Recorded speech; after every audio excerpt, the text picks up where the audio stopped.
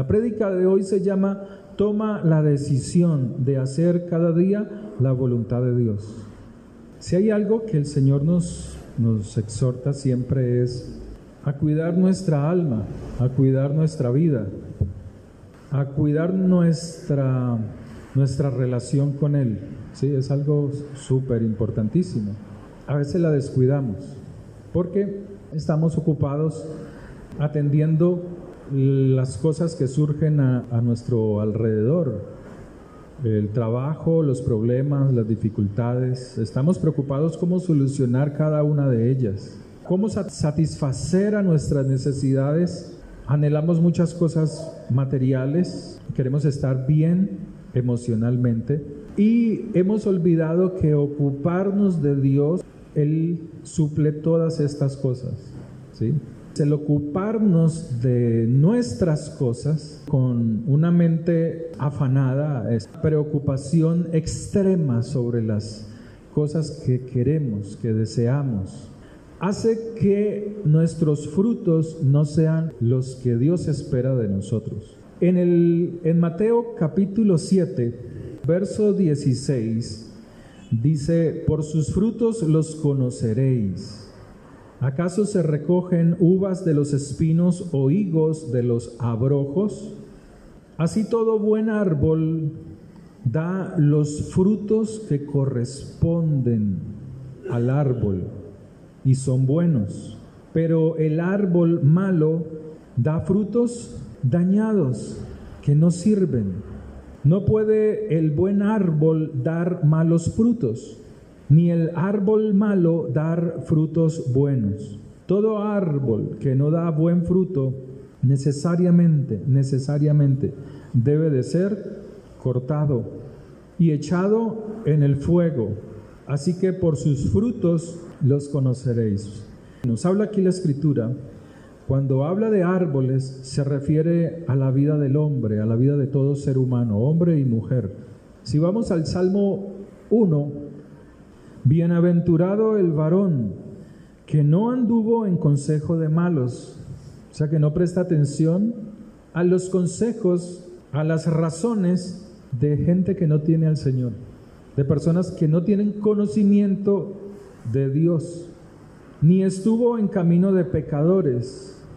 Hay algo que Dios nos exhorta y es a no transitar en el camino del impío, del pecador, ni en silla de escarnecedores se ha sentado, sino que en la ley, en la palabra de Dios, está su delicia.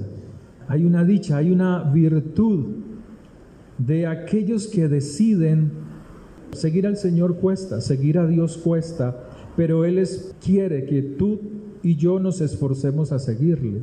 La Escritura va más allá de esta palabra bienaventurado, y más bien nos dice: aprobado el varón que no anduvo en consejo de malos, no estuvo en camino de pecadores, aprobado el que no se sienta, el que no está en la silla de los escarnecedores, aprobados, sino que en la ley, o sea, debemos de ser esforzados. En la ley del Señor está su delicia, porque es alguien el cual ha decidido seguir al Señor, y en su ley medita, piensa, razona con su mente, con sus ojos, con sus oídos físicos, para que se abra todo lo espiritual en nuestra vida. Porque la palabra de Dios dice que la fe viene por el oír, y el oír por la palabra. O sea que necesitamos ser esforzados en buscar al Señor. A veces queremos que Dios nos hable cuando tenemos situaciones difíciles, y a veces Dios hace silencio. Cuando el pueblo pasaba por dificultad, Dios hace silencio. Porque cuando había el tiempo para que su pueblo lo buscara, cuando estaban en bendición, cuando había tranquilidad, cuando había paz, cuando todas las cosas por Él marchaban bien, el pueblo de Dios no toma la decisión de seguirle. Pero la Escritura nos habla que al Señor hay que buscarlo tempranamente, antes que vengan los problemas, antes que vengan los días malos. Hay que estar lleno de Dios antes que ellos vengan. Dice que la persona que hace esto, la persona que es aprobada, que es bienaventurada, es como un árbol. Especifica que se encuentra en un lugar especial. Está plantado junto a corrientes de aguas. Está cerca al Señor, está cerca. ¿Pero por qué está cerca a las fuentes de aguas? Porque ha tomado la decisión de deleitarse en la palabra de Dios. Porque se deleita día y noche en la palabra del Señor. Y la palabra del Señor son como aguas, como fuentes de aguas vivas para llenar nuestra alma, para llenar nuestra vida de Él. Y el fruto, el producto, el resultado de esto es que da fruto a su tiempo. El hermano Jairo una vez me dijo: pastor, mire ese árbol, es el árbol de un vecino. Y es un árbol maravilloso, es un árbol de cacao, pero los frutos que está dando se dañan. Se podrán salvar uno que otro. Es un árbol que tiene hojas, es un árbol que tiene frutos, pero sus frutos no sirven. Tampoco hace algo para remediar el problema que tiene ese árbol para que dé buenos frutos. Pero la decisión es de aquel hombre, de aquel dueño de ese árbol. Dios quiere que nosotros demos buenos frutos, que nosotros demos los frutos que Él espera, porque la palabra de Dios está en nuestro corazón, está en nuestra mente, para mejorar nuestra relación con Dios. Volviendo a Mateo, el Señor dice a esta clase de personas: no todo el que me dice Señor, Señor. Él se está refiriendo a las personas que conocen al Señor de oídas, tal vez un cristiano, cualquiera. Y Él le dice: no todo el que en sus oraciones me dice y me llama Señor, Señor, entrará en el reino de los cielos. En Lucas 6, verso 46, dice: ¿por qué me llamáis Señor, Señor, y no hacéis lo que yo ordeno? El Señor quiere que nosotros tomemos la decisión de hacer cada día su voluntad. Pero no podemos hacer la voluntad de Dios si su palabra no permanece en nuestra mente y en nuestro corazón. Muchas veces tus oraciones están cargadas de un llamado: Señor, Señor, respóndeme. Señor, Señor, ayúdame. Señor, Señor, aquí estoy. Señor, Señor, mira mi problema, mira mi necesidad.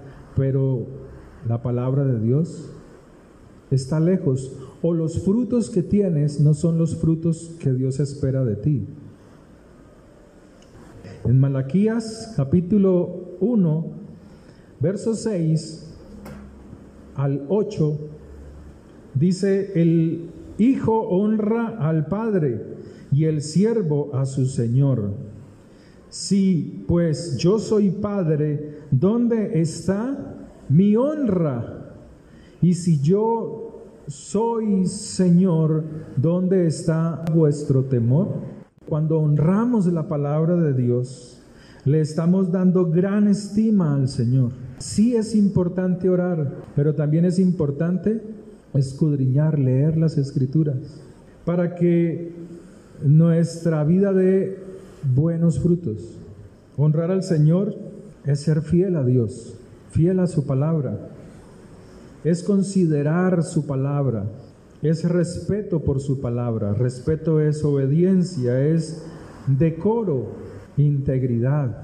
¿Sabe que hoy en día se ha perdido eso en el pueblo de Dios? El pueblo de Dios se ha vuelto muy sensual, se lleva un evangelio sensual, pero Dios quiere que nosotros llevemos un verdadero evangelio, que honremos su palabra. El llamado que Dios le hace a este pueblo o a su pueblo es: ¿por qué me llamáis Señor, Señor, si vosotros no tenéis temor a mi palabra? No tenéis respeto a ella, no tenéis fidelidad a ella, no es de gran estima en vuestros corazones y en vuestras mentes. Dice la Escritura en Mateo 7:22: muchos me dirán en aquel día: Señor, Señor, no profetizamos en tu nombre. La palabra profetizar es predecir a alguien un hecho futuro, pero a veces esa inspiración es propia, es de la mente, es del corazón de la persona, no es una inspiración del Espíritu de Dios, sino que, oh, ven, yo siento esto y siento tal cosa, y así surgen las profecías dentro del pueblo de Dios. Pero si entendiéramos, como dice la Escritura, que cuando hay una profecía de inspiración propia, de inspiración personal de la mente del hombre, eso se convierte en hechicería, se convierte en brujería. Y a veces dentro del pueblo de Dios no se mueve el espíritu de Él, el espíritu de poder, sino un espíritu hechicero. Estos hombres o estas personas que le están llamando al Señor y le dicen: Señor, Señor, no profetizamos en tu nombre, dice la palabra que ellos no tenían una relación íntima con Él, no tenían relación íntima con el Señor. En tu nombre echamos fuera demonios, o sea que hacían las obras según ellos, las cuales el Señor había dicho que podíamos hacer. En su nombre echarán fuera demonios, colocarán las manos sobre los enfermos y ellos sanarán. Y así sucede, muchas veces sucede así. Hay personas que no tienen mucha relación con Dios y oran por otras y la otra persona se sana. A veces Dios sana por misericordia, para que ese que es sanado, como Dios escudriña la mente y el corazón, Él sabe, Dios sabe, solo Él sabe que aquel le puede seguir fielmente, le puede amar con fidelidad. En Jeremías capítulo 2, verso 8, dice: los sacerdotes no dijeron ¿dónde está el Señor? Y los que tenían la ley no me conocieron. Y los pastores se rebelaron contra mí, y los profetas profetizaron en nombre de Baal, y anduvieron tras lo que no aprovecha. Está diciendo que aunque ellos tenían la palabra de Dios, que era la ley, la Torá, no le conocían. A veces tú tienes este libro, que es un libro de vida. Este libro, cuando se lee correctamente, transforma nuestra mente y nuestros corazones. Este pueblo tenía lejos las Escrituras. Los sacerdotes no dijeron ¿dónde está Jehová? A veces tú le preguntas a Dios: Señor, ¿cuál es tu voluntad? Señor, ¿cuál es tu voluntad? Y el Señor te está diciendo: aquí está mi voluntad. Usted quiere conocer la voluntad de Dios para sus negocios, para la familia, para el hogar, para todo. Aquí está la voluntad de Dios. Aquí está la voluntad de Dios. La pregunta es: ¿meditas tú en la ley del Señor día y noche para que Él te hable? ¿Meditas tú en las Escrituras, en la palabra de Dios, para que Él te diga qué hacer ante ciertas situaciones que te están afectando, emocionales, físicas, espirituales? Aquí podemos ver que son los líderes los que tienen lejos la palabra de Dios. Y es fácil hoy en día culpar a los pastores, a los profetas. El pueblo de Dios hoy dice: es que roban, es que mire, que me engañaron durante años. Pues le digo una cosa: al pueblo de Dios, a las ovejas les encanta que las engañen, porque cuando las Escrituras llaman al orden, las mismas ovejas dicen: no, así no queremos, así no queremos. A mí no me gusta así tan radical, no me gusta. Me gusta es que me des un poco de libertinaje, que yo como cristiana pueda ir a mis rumbas, a mis bailes, que pueda acostarme con el que yo quiera, que pueda disfrutar de las cosas que están en el mundo. Ustedes saben todo lo que hay en el mundo. En Jeremías 5, en el verso 31, los profetas profetizaron mentira, o sea, profetizaron de sus propios sentimientos, de sus propios pensamientos. Y los sacerdotes dirigían por manos de ellos, y mi pueblo así lo quiso. ¿Qué pues haréis cuando llegue el fin? ¿Qué pues haréis? O sea, si tienes la instrucción fuera de tu mente, de tu corazón, lejos de tus ojos, de tus oídos, cuando el Señor venga, como muchos cristianos están esperando la venida del Señor, que para irse en las nubes, cosa que no va a suceder así, pero cuando Él venga, la tierra va a estar llena de temor. Pero el problema es, ¿cómo vas a estar tú cuando Él venga? Si tu alma y tu corazón se han preparado para ese momento, ¿cómo estás tú? ¿Estás tranquilo? ¿Cómo está tu mente? ¿Cómo están tus pensamientos? La verdad, uno ve que el pueblo de Dios no está preocupado por eso. No se preocupa cómo está delante de Él, cómo el Señor les ve, sino que cada quien camina como quiere. Él dice que el mismo pueblo quiso que aquellos líderes no les predicaran la palabra, que no se esforzaran, querían oír solo lo que ellos querían. Así es hoy. Hoy usted puede coger y escuchar una prédica por la internet y usted dice, ay, este pastor me gusta, ay, este líder me gusta esta prédica, y luego te cansas de oír a esa persona y dices, no, ese ya no me gusta, ya tengo a este me gusta más. La Escritura dice que así va a estar el pueblo antes de su venida. Va a estar de un lugar a otro, inestable, fríos espiritualmente. Entonces el pueblo, dice la Escritura, que así lo desea, así lo quiere. En Mateo 7:22 dice que ellos echaban fuera demonios, o sea, los demonios parece ser que se les sujetaban a ellos. Pero la Escritura nos aclara que muchas veces hay personas que creen que están haciendo una liberación y lo que están haciendo es exorcismo. El exorcismo es, aún en el pueblo de Dios, solamente es molestar a los demonios. Entonces se ora por ellos y la persona que está endemoniada comienza a hacer y a hacer todo ese poco de espectáculo que hacen los demonios, y la persona cae al suelo, y como ya dejó de hacer y de vomitar y de todas esas cosas, entonces los líderes, los que están allí, ven que la persona se quedó quietecita.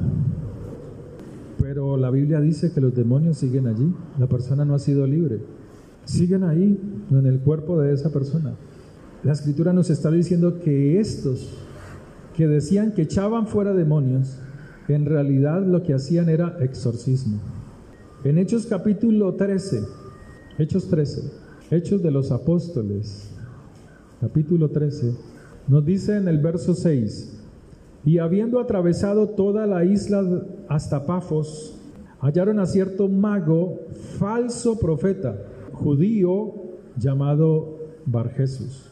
Verso 8: pero les resistía Elimas, el mago, pues así se traduce su nombre, procurando apartar de la fe al procónsul.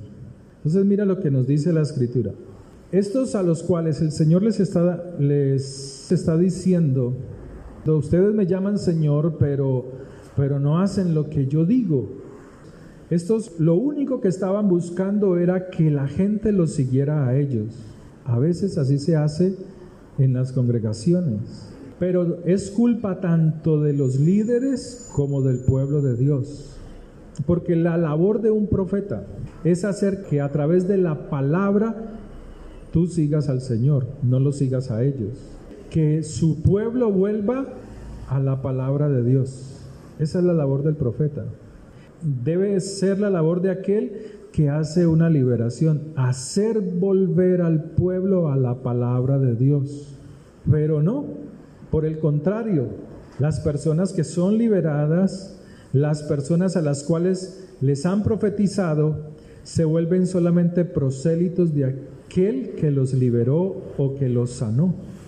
Y la Escritura está diciendo aquí, en Hechos 13, que esta persona estaba endemoniada, que tenía un espíritu falso de profecía. Dice que aún este mago buscaba apartar de la obediencia, de la fe, al procónsul. La pregunta es esta: ¿y a usted quién lo está apartando de la palabra de Dios? ¿A cuáles profetas estás escuchando en tu casa, en tu trabajo? ¿A cuáles profetas estás escuchando? ¿Tus vecinos? Es que profeta no quiere decir que esté en una iglesia, hermano. Profeta es cualquiera. Bill Gates es un profeta, ¿sí sabía?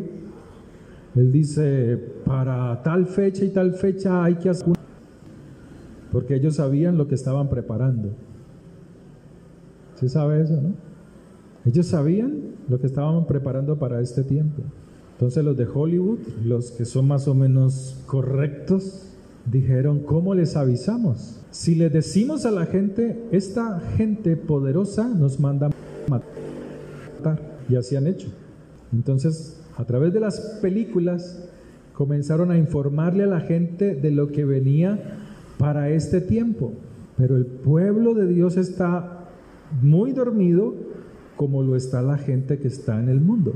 Para ese tiempo sacaron una película para avisarle a la gente, una película a la cual llamaron Contagio en el 2011, pero solo hasta el 2020 que se volvió a emitir, la entendimos. ¡Wow! Pero los que estaban enterados de que todo esto era un engaño dijeron, wow, esta gente está diciendo desde hace mucho tiempo lo que están preparando para la humanidad, pero el pueblo de Dios no entiende. Como no entiende, no hay oración, no hay clamor, entonces se apaga la lámpara.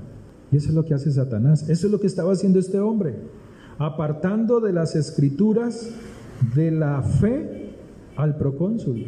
¿Qué te está apartando de las Escrituras? Compañeros que tú tienes en tus trabajos o en el trabajo, ¿qué te están profetizando? Ellos, cuando tú los oyes y tú dices, sí, verdaderamente sí, ese es tu profeta, dice la Escritura, que se convierten, cuando tú les das el aval en tu mente, ellos se convierten en tu profeta, se convierten en tus maestros. Y cuando el Señor ve que tú quieres oírlos y prestas atención a las palabras de ellos, dice que el Señor permite que haya sombra de oscuridad en la mente, que un espíritu engañoso, como le pasó al rey Acab, viene sobre esa persona, para que sigan en su engaño.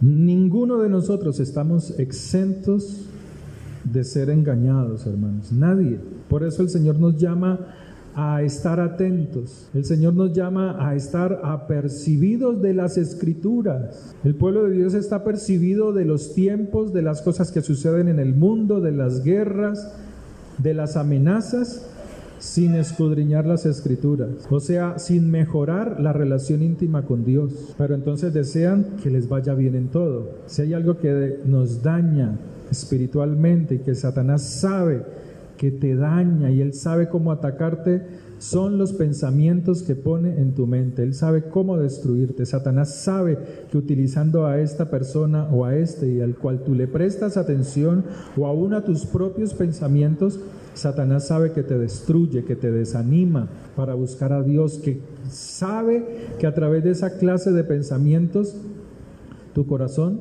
tu mente se aleja de Dios. El mundo hoy no cree que hay Dios.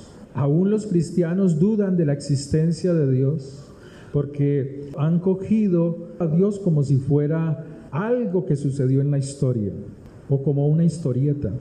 Pero sencillamente es porque el Señor está diciendo que están apartados de su palabra, de sus mandatos. Por esa razón Él dice que muchos en aquel día que dicen, ay, Señor, te esperamos, que vengas pronto, Señor. Muchos me dirán en aquel día, o sea, le mostrarán sus obras y le dirán, ¿no profetizamos en tu nombre? ¿Y en tu nombre no echamos fuera demonios? ¿Y en tu nombre hicimos muchos milagros? ¿Y en tu nombre ofrendábamos? y en tu nombre diezmábamos, y en tu nombre le cantábamos, te cantábamos a ti. Pero la Escritura dice claramente, y entonces les declararé. En el hebreo dice así: nunca os conocí, apartaos de mí, transgresores de mi palabra. Apréndaselo. Esto debería de aprenderse. Apartaos de mí, transgresores de mi Torá, de mis leyes, de mis mandamientos, de mis instrucciones, de mis decretos que producen vida. Usted allí en su traducción, Reina Valera, lo tiene muy resumido. El Señor le está hablando a gente que le conoce. Le está hablando a personas que profetizaban, que echaban fuera demonios y que hacían milagros, pero que no tenían una relación íntima con Dios. ¿Cómo está su relación íntima con Dios? Pero la exhortación a la cual Dios nos llama es a amar su palabra, a obedecer su palabra, a fortalecernos en su palabra. Mira que terminando este pasaje, dice la Escritura: cualquiera pues, cualquiera que esté atento, cualquiera que me oye estas palabras y las hace, le compararé a un hombre prudente que edificó su vida sobre la roca. ¿Están leyendo? Mateo 7:24. Cualquiera que decide, cualquiera que toma la decisión de hacer cada día su voluntad. Cualquiera que me oye estas palabras y las hace, le compararé a un hombre prudente que edificó su casa es su vida, sobre la roca. La roca es la palabra de Dios. Cuando Dios le dice a Pedro: Pedro, tu nombre es Pedro, y sobre esta roca edificaré mi iglesia. Y los cristianos creen que la roca es Pedro, y eso es falso. La roca no es Pedro. La roca son las palabras que dijo Pedro, y el Señor le dice: sobre esas palabras edificaré mi iglesia. Pero los cristianos le creen a Roma, y los cristianos piensan que la roca de la iglesia es Pedro. Cosa falsa. No es así. La roca es la palabra de Dios. Y tú debes de cimentarte ¿en dónde? En la palabra de Dios, porque los problemas vienen. Porque tú no conoces el pensamiento del que está a tu lado. Tú no sabes los pensamientos los que están ahí alrededor tuyo. Aún dice la Escritura que nosotros mismos podemos ser engañados y traicionar a los que están alrededor nuestro. Pero cuando cimentamos nuestra vida en la palabra, en la roca que Él nos ha dado, no somos engañados, nuestra mente no es engañada. Descendió lluvia y vinieron ríos y soplaron vientos, o sea, problemas, dificultades, y golpearon contra aquella casa. ¿Qué problemas te están golpeando? ¿Qué dificultades están golpeando tu mente y tu corazón? ¿Cuáles? Y has querido y anhelas que cambien, pero las cosas no cambian. Y que sean mejor para ti, pero no sucede. Porque estás queriendo calmar la lluvia, que no puedes controlarla. Estás queriendo impedir que fluya las aguas de los ríos. Estás queriendo en tus fuerzas que dejen de soplar los vientos. Y el Señor te está diciendo: no es así. El Señor te está diciendo que aunque estas cosas vengan, cualquier clase de problemas, sean lluvias, sean ríos, sean fuertes vientos, es a través de las Escrituras, de la roca que es su palabra, que es Yeshua HaMashiach, Cristo Jesús, para que no se ofenda. Aferrado en Él, tu mente no va a declinar. No te vas a desanimar, sino que te vas a fortalecer. Porque la escritura aquí dice, y no cayó. Todas estas cosas vinieron, pero no cayó, no fue derribado. Porque estaba ¿qué? No, ya les dio pereza leerlas. ¿Estaba qué, hermana Miriam? Fundada sobre la roca. Está hablando de la vida, no está hablando de una casa física. Porque así son las alegorías judías. Mire, y de pronto me largo un poco, pero la sabiduría Dios se la ha dado solamente a los judíos, solamente a ellos, ni siquiera a los cristianos. Los cristianos se ufanan diciendo que son sabios, pero mentiras del diablo. Son los más engañados. Pero cuando uno lee los libros judíos, cuando uno lee las enseñanzas judías, uno dice, wow, tanta sabiduría que hay aquí. Pero ¿sabe qué ha hecho Dios? Toda esa sabiduría la plasmó aquí. Pero como no buscamos, como no se busca al Señor como es, no la podemos discernir, no la podemos sacar, exprimir para beneficio propio. Pero la que tienen ellos allá, la cantidad de libros, el Zohar, el Sefer, toda esa cantidad, muchísimo, está aquí. Pero nos toca absorberlo, descubrirlos. Pero cualquiera de los que dicen conocer al Señor, que me oye estas palabras y no las hace, o sea, no las obedece, es aquel que le dice, Señor, Señor, aquí estoy, Señor, Señor, escucha mi oración, Señor, Señor, mira mi dificultad.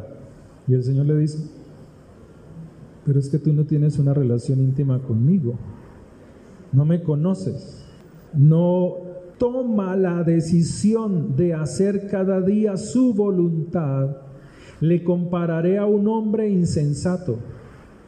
¿Sabe qué es la insensatez? Es coger la sabiduría y echarla por tierra. Eso es ser insensato. Cuando usted coge la Biblia y dice, ya no quiero más esto no quiero esto, basura.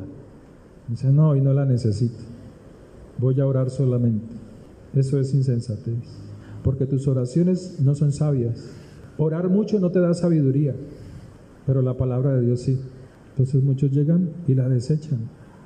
Pero cualquiera que me oye estas palabras y no toma la decisión de hacer mi voluntad, le compararé a un hombre insensato que edifica su vida, su casa, sobre la arena, sobre las palabras falsas de los profetas que están en todas partes, no solamente en las congregaciones.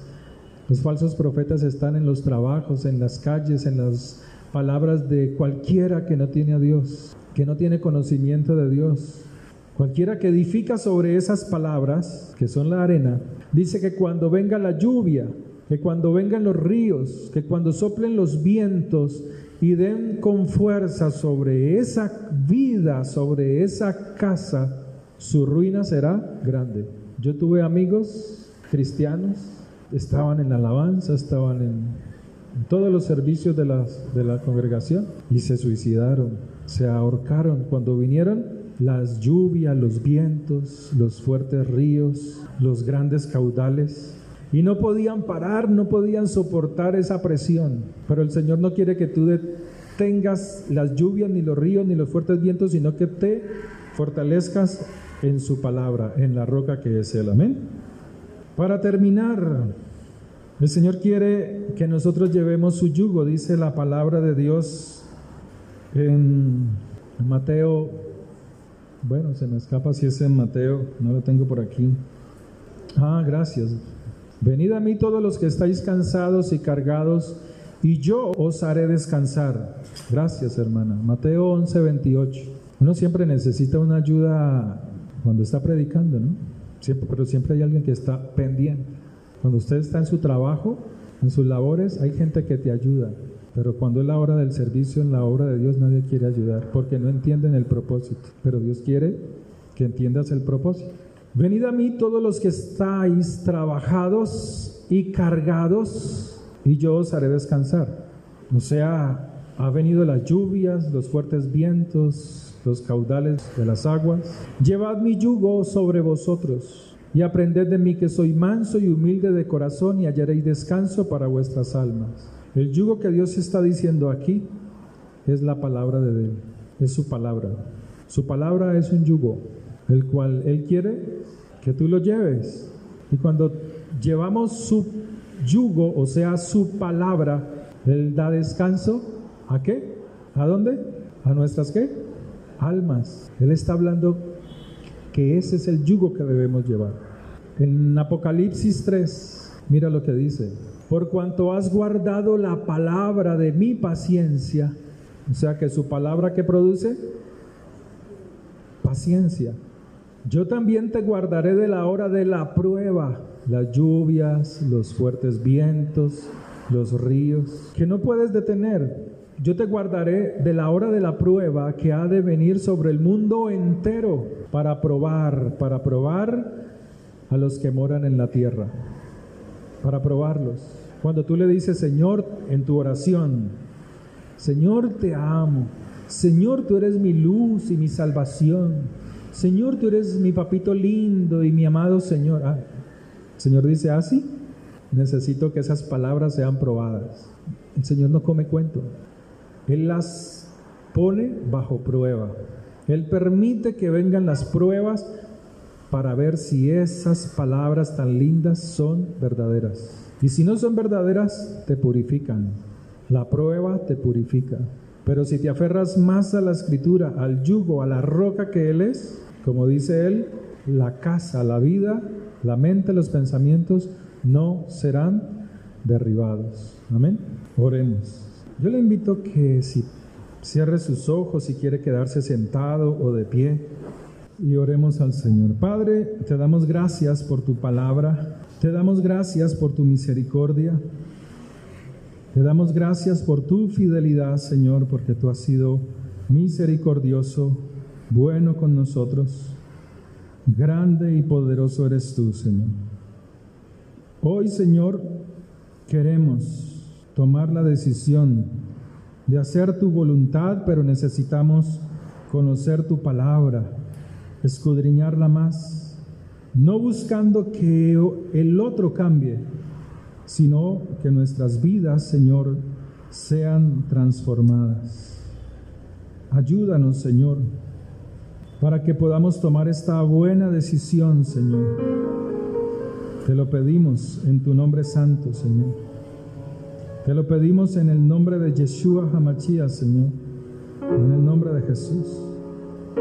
Dígale, Señor, necesito de ti, necesito de tu misericordia, de tu favor. He orado mucho y te he clamado, pero a veces no he visto respuesta a mis oraciones. Tal vez mis frutos no son los que tú esperas. Frutos que produzcan vida, que sanen el corazón del alma que yo he afligido, Señor. Te pedimos perdón, Señor. Pídale perdón al Señor por la falta de compromiso con Él, porque a veces tus palabras lastiman y dañan el corazón de tu prójimo, el de tu esposa o el de tu esposo. O has dañado o has lastimado el corazón de tus hijos. O aún tú mismo, con tus palabras, has traído amargura, tristeza a tu mente, a tu corazón. Dígale, Señor, que tu palabra, Señor, sea mi alimento cada día, Señor. Que me fortalezca cada día en ella. Dígale, Señor, yo rechazo toda apatía a tu palabra en el nombre de Jesús. Yo rechazo todo adormecimiento. Y cuando mis ojos vean tus escrituras, aquel libro, Padre, que no sea rechazado en mi corazón, sino que mi mente diga, allí tú me hablas.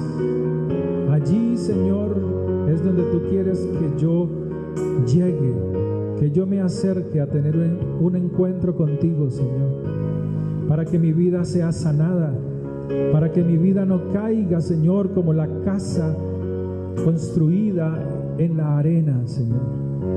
Padre, ayúdanos a echar los cimientos, Señor, en cada palabra que sale y salió de tu boca, Señor.